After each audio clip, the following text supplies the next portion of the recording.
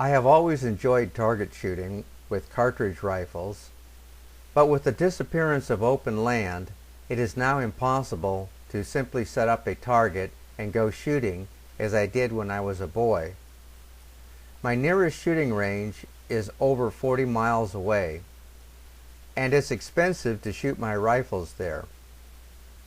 Recently, it occurred to me that shooting an air rifle might be a cheap and convenient way to get a little target practice in, and shooting an air rifle might even improve my high-powered rifle shooting skills too. Well, there was only one way to find out, so I began shopping for an inexpensive but usable air rifle. I wanted something with a rifled barrel, but I didn't want to get into it big time or spend big bucks. So I chose the Daisy 880S. It has a rifled barrel. It shoots both BBs and pellets. It comes with a nice telescopic scope. It has a pleasing overall look to it. And when you hold it, it has a quality feel to it greatly exceeding its modest cost. While getting ready for my little shooting adventure, I didn't want to kill the neighbor's cat or blind his dog or break out any of his windows, so I bought a neat little metal-backed target to catch the high-speed pellets and BBs. As inexpensive as it is, I think that the Daisy 880S is rather well designed and constructed. The stock is plastic, of course, but it gives you a feel of substance and is rigid like wood. The receiver is a black and rugged form of rigid plastic, as is the pumping lever. I'm not sure, but the plastic has the look and feel of being carbon fiber reinforced. Like the plastic Glock pistol, there is no hint of fragility in any of these components. When you look closely at the very realistic looking barrel, you see that it is well formed out of sheet metal, but the sheet metal is rigid and rugged.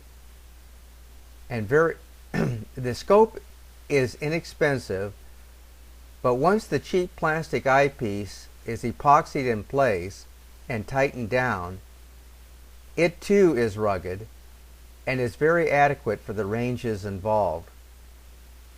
The scope's mounting system is the standard groove used for decades with .22 rifles, so a larger aperture or higher quality scope may be added at any time.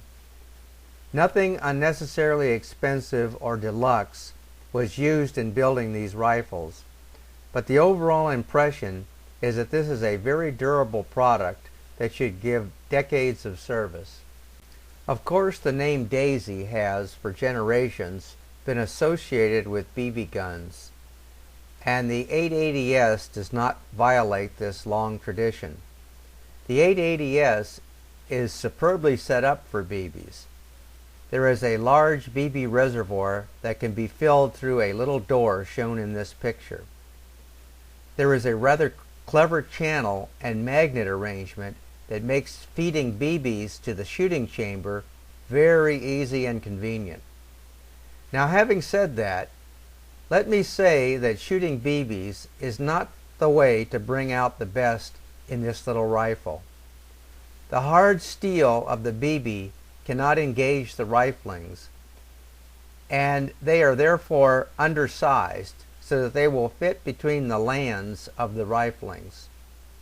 This means that the BBs are not spin stabilized, and you are shooting the equivalent of a smoothbore, with the added factor that gas can escape around the grooves in the riflings and mess up the flight of the BB.